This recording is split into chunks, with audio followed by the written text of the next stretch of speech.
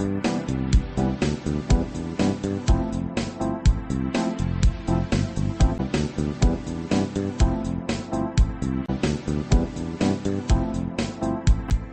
यज्ञ की इस अनोखी कक्षा में आपका स्वागत है। मैं हूं आरती। चलिए शुरू करते हैं आज का अध्याय। टैली ERP9 के इस अध्याय में हम सीखेंगे कंपाउंड यूनिट बनाना और उसका उपयोग करना। अभी हमने 2 यूनिट्स का प्रयोग करना सीखा। जैसे क्विंटल में अगर हम माल खरीद रहे हैं तो क्विंटल और किलो में उसको बेच रहे हैं, तो ये 2 यूनिट्स का उपयोग हो गया। अब मान लीजिए हमारा बिज़नेस बढ़ गया है और अब हम टन में माल खरीद रहे हैं और क्विंटल और किलो में उसे बेच रहे हैं, तो यहाँ पर हमको 3 यूनिट्स का उपयोग करना होगा। तो 3 यूनिट्स का उपयोग किस तरह से हम करेंगे, आइए अब ये देखते हैं। सबसे पहले इसके लिए हमको ये यूनिट्स क्रिएट करना होगी और उनको आपस में लिंक करना होगा। यूनिट क्रिएशन के लिए पहले हम जाएंगे इन्वेंट्री इन्फो पर। यहाँ से हम यूनिट्स ऑफ मेजर पर जाएंगे, क्रिएट पर जाएंगे। अब क्विंटल और किलोग्राम की यूनिट्स हमारी बनी हुई हैं। अब हम यहाँ पर टन की यूनिट बना लेते हैं। सिंबल में हमने डाल लिया टन, फॉर्मल नेम में हम डाल देते हैं metric ton. Number of decimal places में हम ले रहे हैं 3, क्योंकि 1 टन में 1000 किलो होते हैं। तो हम केजी में अगर कोई माल बेचे तो वो भी हमको दिख जाए कि टन में कितना होगा, इसलिए ये 3 हमने यहाँ पर लिया है। अब इसको हम एक्सेप्ट कर लेंगे। अब इस तरह से चूँकि क्विंटल और केजी की यूनिट्स बनी हुई थी तो तीनों यूनिट्स क्रिएट हो गई हैं। अब क्विंटल और केजी की जो यूनिट है वो तो हमारी पहले ही लिंक्ड हैं, जुड़ी हुई हैं। अब हमको टन से क्विंटल को जोड़ना है, तो उसके लिए हमको कंपाउंड यूनिट का ऑप्शन चालू करना होगा। तो ये जो सिंपल टाइप है इसको बदल करके हमको कंपाउंड यूनिट करना है। इसके लिए हम बैकस्पेस की दबाएंगे। अब टाइप्स ऑफ यूनिट्स में हम ले लेंगे कंपाउंड। अब चूंकि हमको टन को क्विंटल से जोड़ना है, इसलिए पहले फर्स्ट यूनिट में हम ले लेंगे टन। अब यहाँ कन्वर्जन में चूंकि हम इसको क्विंटल से लिंक कर रहे हैं, तो कितने क्विंटल का 1 टन बनेगा वो यूनिट हमको यहाँ पर देनी है। तो 10 क्विंटल का 1 टन होगा, इसलिए यहाँ पर हम लिख देंगे 10। एंटर प्रेस करेंगे और अब सेकेंड यूनिट में आ जाएगा क्विंटल। अब इसको हम एक्सेप्ट कर लेंगे। ये टन और क्विंटल लिंक हो गए। अब यहाँ से बाहर आ जाएंगे एस्केप की दबाते हुए। अभी तक जो क्विंटल और किलोग्राम यूनिट्स हैं वो हमने शुगर में यूज़ की हैं। शुगर का स्टॉक आइटम हमारे पास ऑलरेडी बना हुआ है।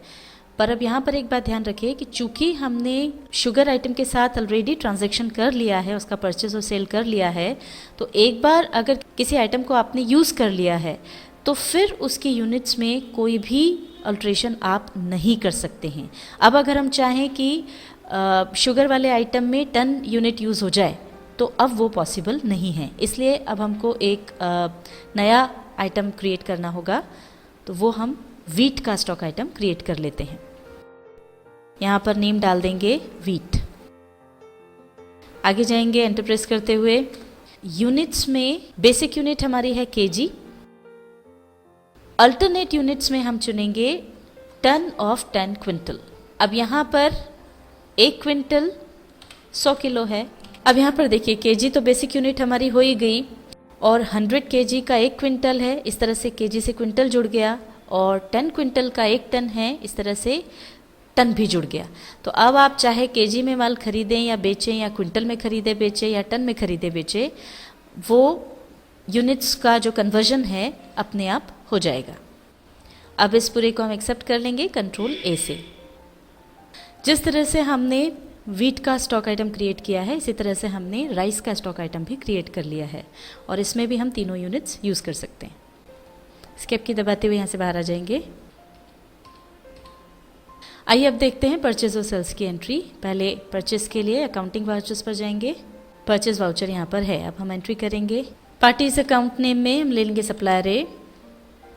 परचेज लेजर हो गया परचेज अकाउंट। अब पहला आइटम है हमारा वीट। वीट मान लीजिए हमने खरीदा 5 टन। यहाँ आपको 5 टन लिखना होगा।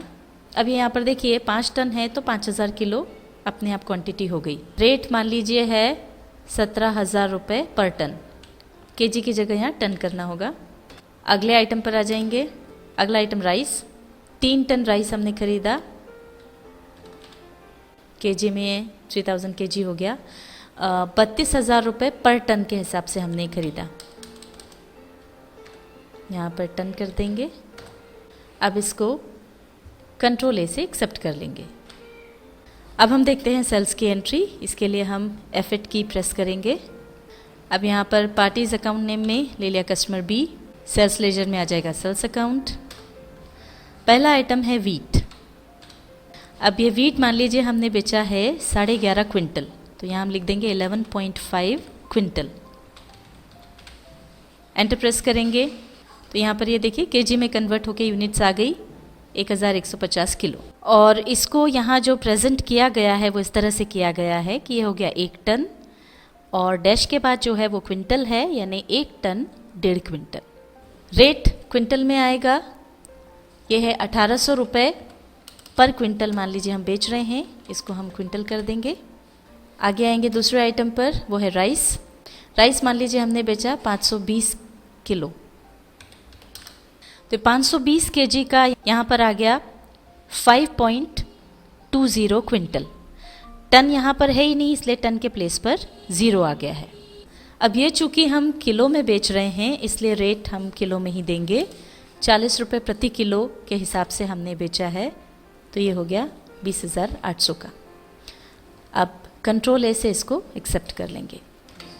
अभी हमने जो सेल्स की एंट्री की, मान लीजिए वो बिल हमको प्रिंट करना है, उसका प्रिंट आउट निकालना है, तो इसके लिए हम वापस उस एंट्री पर जाने के लिए पेजअप की प्रेस करेंगे कि हम उस एंट्री पर आ गए। इसका प्रिंट आउट निकालने के लिए हम अल्ट पी प्रेस करेंगे। अब एंटर प्रेस कर देंगे प्रिंट प्रीव्यू देखने के लिए। इसको जूम करेंगे तो यहाँ पर हमको ये अच्छे से नज़र आ जाएगा। अब यहाँ पर देखिए एंट्री में जो अल्टरनेट यूनिट्स हमको नज़र आ रही थी वो यहाँ बिल में नहीं दिख रही हैं, और अगर हम चाहते हैं कि वो यहाँ पर नज़र आए तो उसके लिए हमको एक ऑप्शन चालू करना होगा, जिसके लिए एस्केप की दबाते हुए पहले हम पीछे जाएंगे। ये हम वापस एंट्री पे आ गए हैं। अब हम फिर से अल्ट पी प्रेस करेंगे। अब यहाँ पर ये राइट हैंड साइड पर नीचे कॉन्फ़िगरेशन वाला ऑप्शन है, जिसके लिए F12 की प्रेस करेंगे। ये इनवॉइस प्रिंटिंग कॉन्फ़िगरेशन पर हम आ गए। अब यहाँ पर राइट हैंड साइड पर हमको ऑप्शन मिलता है प्रिंट अल्टरनेट क्वांटिटी का, इसको हम यस कर देंगे। अब इसको एक्सेप्ट कर लेंगे कंट्रोल ए से। अब हम एंटर प्रेस करेंगे प्रीव्यू देखने के लिए। जूम करके हम इसको देखेंगे तो ये देखिए यहाँ पर जो अल्टरनेट यूनिट्स थी वो भी अब आपको नज़र आ रही हैं। अब मान लीजिए हम स्टॉक चेक करना चाहते हैं, तो उसके लिए हम जाएंगे सबसे पहले डिस्प्ले पर। यहाँ से हम जाएंगे इन्वेंट्री बुक्स पर और यहाँ से स्टॉक आइटम पर। जिस भी आइटम का स्टॉक हमको चेक करना है उस पर हम चले जाएंगे। ये वीट का हम चेक करना चाहते हैं, वीट चुन करके एंटर प्रेस कर देंगे।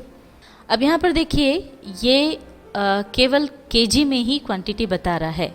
ये हमने 5000 किलो खरीदा और 1150 किलो बेचा। पर अगर हम चाहते हैं कि अल्टरनेटिव यूनिट्स में भी हमको ये स्टॉक दिखे, यानी टन्स और क्विंटल में नज़र आए, उसके लिए हमको एक ऑप्शन चालू करना होगा। ऑप्शन चालू करने के लिए हम कॉन्फ़िगरेशन पर जाएंगे, उसके लिए F12 की प्रेस करेंगे।